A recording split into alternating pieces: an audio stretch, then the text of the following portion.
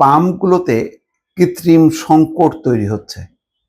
সংসদে জ্বালানি মন্ত্রী ইকবাল হাসান মাহমুদ টুকু তিনি বলছেন, টুকু ভাইয়ের একটা দুর্ভাগ্য, সর্বশেষ যেই সরকার ছিল তিনি তখন ছিলেন জ্বালানি ও বিদ্যুৎ প্রতিমন্ত্রী, এখন তিনি পূর্ণমন্ত্রী। তখনও দেখেন দেশ জুড়ে ভয়ঙ্করভাবে সেই লোডশেডিং তার কবলে ছিলেন তিনি।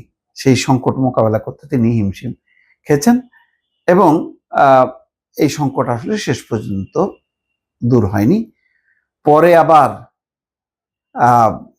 হাসিনা সরকার এসে সেটার এমন বিদ্যুতে ভয়ঙ্করভাবে দুর্নীতি, করাপশন হোক আর যাই হোক না কেন, প্রচুর পরিমাণ বিদ্যুৎ বাড়ালো। তো সেটা আবার ছিল একটা দুর্নীতির একটা মহোৎসব ছিল বিদ্যুৎ খাতে। তো যাই হোক, আজকে সাবজেক্ট আমার সেটা না, সাবজেক্ট এই যে পাম্পগুলোতে কৃত্রিম তেল সংকট তৈরি হচ্ছে। তিনি বলছেন যে দেশের বিভিন্ন স্থানে এক শ্রেণীর অসাধু ব্যবসায়ী অবৈধভাবে জ্বালানি তেলের মজুদ কালোবাজারি করছে, ফলে পাম্পগুলোতে কৃত্রিম তেল সংকট তৈরি হচ্ছে। সত্য কথা হলো, এখন আজকে দেখেন দুর্ভাগ্য কি, জ্বালানি তেলের যে দাম বাড়ানো হলো, শুধু মানে সাংঘাতিক ব্যাপার। লিটারে আপনার 20 টাকা। মানুষ তো 1 লিটার তেল কেনে না। মানুষ যখন নাকি অন্তত যার গাড়ি থাকে সে 10 লিটার কেনে, 5 লিটার কেনে, তার কমে তো না। 5 লিটার কিনলে 100 টাকা বাড়লো, আর 10 লিটার কিনলে 200 টাকা বাড়ে।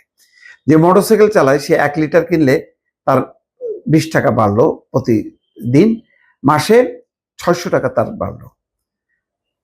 যারা এই সাধারণ মানুষ যারা মোটরসাইকেল চালায় তাদের জন্য কিন্তু এই বাড়তি 600 টাকা বিশাল। তো এখন কথা হলো যে তারপরও আজকে তেল বাড়ার পরেও আপনি মনে করার কোনো কারণ নেই যে গাড়িগুলো পেট্রোল পাম্পে নেই, তা না।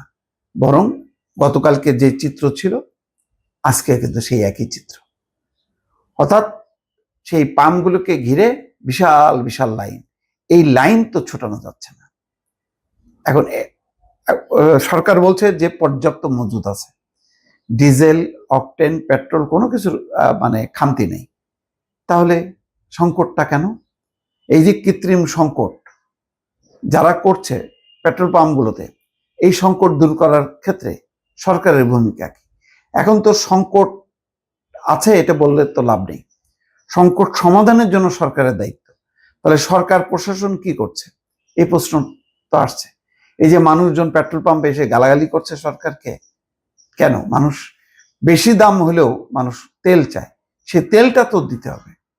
যদি সরকার বলতো না আমাদের কাছে তেল নেই, তাহলে ঠিক আছে, তাহলে তেল নেই, তাহলে যতটুকু তেল আছে তাহলে রেশনিং করে একটা ব্যবস্থা করতে। কিন্তু সরকার তো বলছে যে তেল আছে, পর্যাপ্ত মজুদ আছে, তারপরেও কেন তেলের সংকট থাকবে?